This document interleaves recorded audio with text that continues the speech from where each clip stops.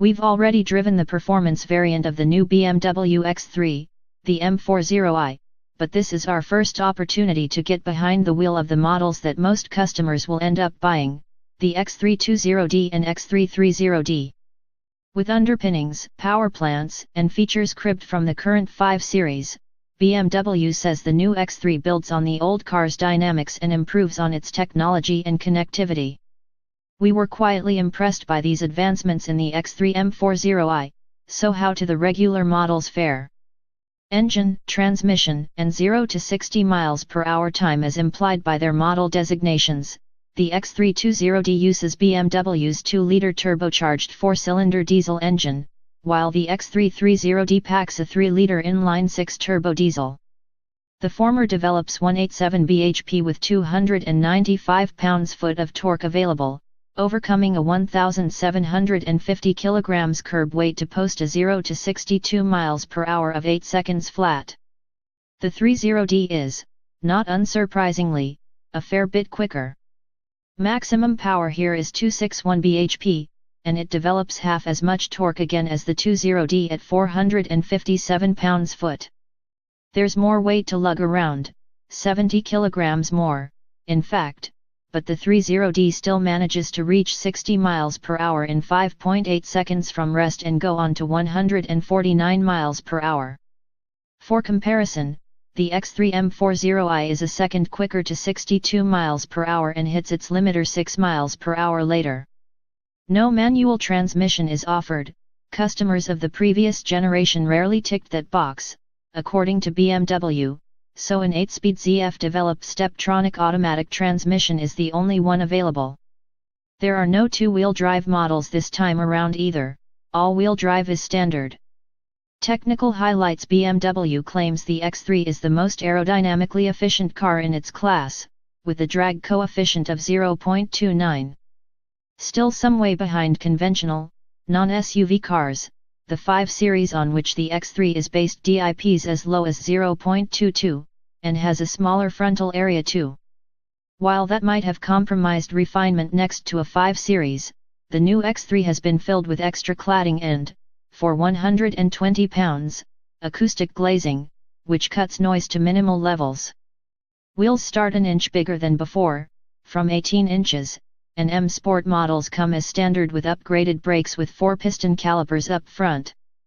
These are available as an option elsewhere, as is the M Sport's uprated suspension. Variable damper control is also an option, along with features like the 5/7 Series style display key and upgrades to connectivity, including gesture control.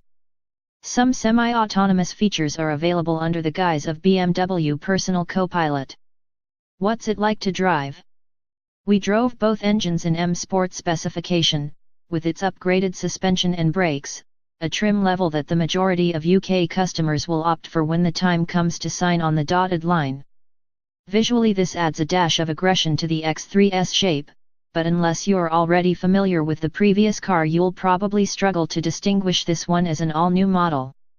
A little softer in its details, a little larger in its kidney grille, but still identifiably an X3. It looks surprisingly compact from the outside but feels substantial when inside. The interior takes a big step up from before, looking and feeling much like that of the current 5 Series. That's a good thing, in case you were wondering, with a logic to the layout, a quality feel to every surface and a sense of solidity, spoiled slightly in one of our test cars by a buzz coming from within a passenger door card. The new seats are adjustable every which way and very comfortable, the visibility is on par with others in the class, and both the rear cabin and boot are spacious and well-shaped. Things don't deteriorate once you get underway. The ride can feel firm over certain surfaces but otherwise shrugs off most imperfections, helped by a stiff structure and those comfortable seats, and the steering feels precise with predictable movements of the nose as soon as you begin to turn into a corner. Feedback?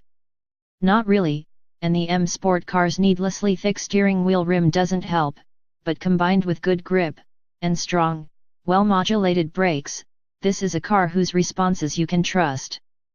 Both engines feel punchy too, the 20D almost to the point where you wouldn't feel too short-changed if you also got to try the 30D. The 2-liter is brisk enough for most driving conditions, and BMW's efforts to hush the cabin mean even under hard acceleration it remains admirably muted.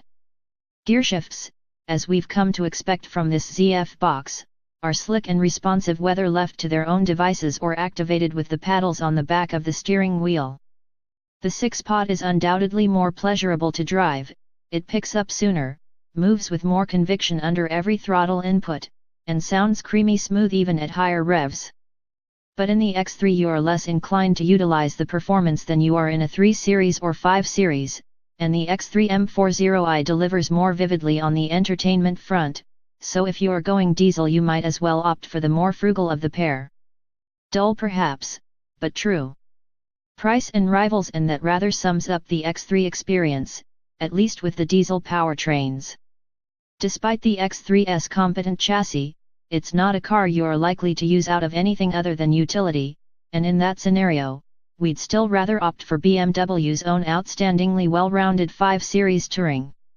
It's more attractive, more dynamically capable, and available for similar money, £38,835 for a 520D X-Drive SE, compared to £38,880 for an equivalent X3.